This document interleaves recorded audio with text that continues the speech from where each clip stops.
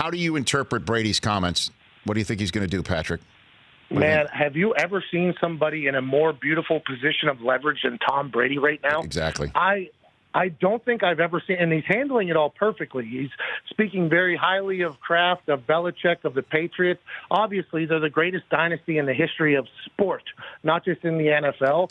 But him telling Kraft before the season that after 20 years he would like to control his own destiny, and then how the year went, whenever he was talking to his wide receivers about being something that they can't just flip a switch and be, I need you to be faster. I need you to be quicker. I need you to be more explosive. I think Tom Brady is at a point right now where he has accomplished everything. By all accounts, the greatest football player of all time, 6 Super Bowl rings, very wealthy.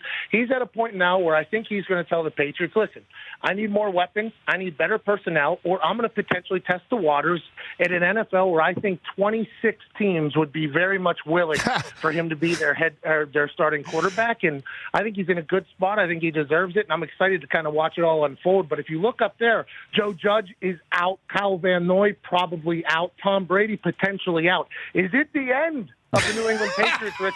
I will shed a tear for that. Are you calling Joe Judge a domino that's tumbling? Is that what you just called him? Is that what you just referred to? Is he a domino? I mean, we watched the games this year. Defense and special teams won them their games. Yeah. In the special teams, Matthew Slater, who is an animal, Justin Bethel, very good. Their punter, their rookie punter, and their kickers have been an issue. But I think special teams is a massive part of their success, and that's why Bill Belichick loves the special teams aspect of the game so much. Joe Judge, I think, is going to be a great coach at the Giants, but you get that big brain out of there. You lose Van Noy potentially, and Tom.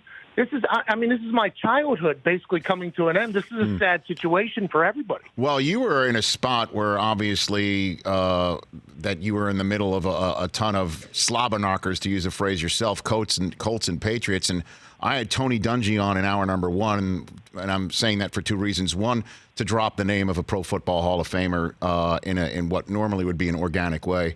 2, also, he mentioned the Colts as the best spot for Brady. Do you think on any way possible on this green earth, knowing the Colts organization as well as you do, that that's going to happen or would happen?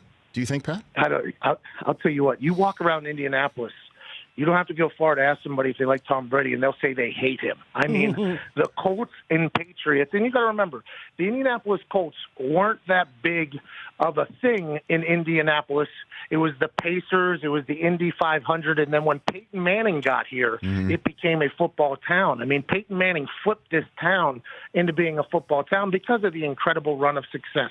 But anytime they had failures, it was normally because of one handsome man who went to Michigan and played quarterback for the Patriots. And there's a lot of hate for that guy here. I think a lot of ex-players are not the biggest fan of him or the thought of him being a Colt. But if he was to come to the Colts and do well, I think everybody would love him immediately. I think it's not something that many Colts fans would desire. I don't think anybody's out there picketing for him to become a Colt, but I think if you have a chance to have the greatest of all time on your team, I would assume everybody would come around with some success. There's no doubt about it, Pat, because, I mean, look, a diehard Yankee fan. I grew up in Staten Island, New York. I hated Wade Boggs. I thought all he did was just play wall ball off of the Fenway Park Green Monster and try and get his way to the Hall of Fame with cheap doubles and cheap triples and singles.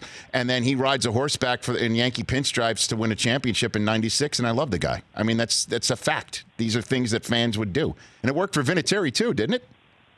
Yeah, I mean, Vinatieri comes over from the Patriots to the Colts. They won a Super Bowl that first year. Now, granted, this last year hasn't been perfect for Vinatieri, but Vinatieri is loved here, beloved here. Tom Brady, obviously the face of that franchise that has disappointed the Indianapolis humans on a regular basis. But if he gets here, has success, embraces the town. By the way, great place to raise a family. Great place to raise a family. Yeah. I know he doesn't have a lot of money. Your dollar goes a long way here in Indianapolis, him and Giselle.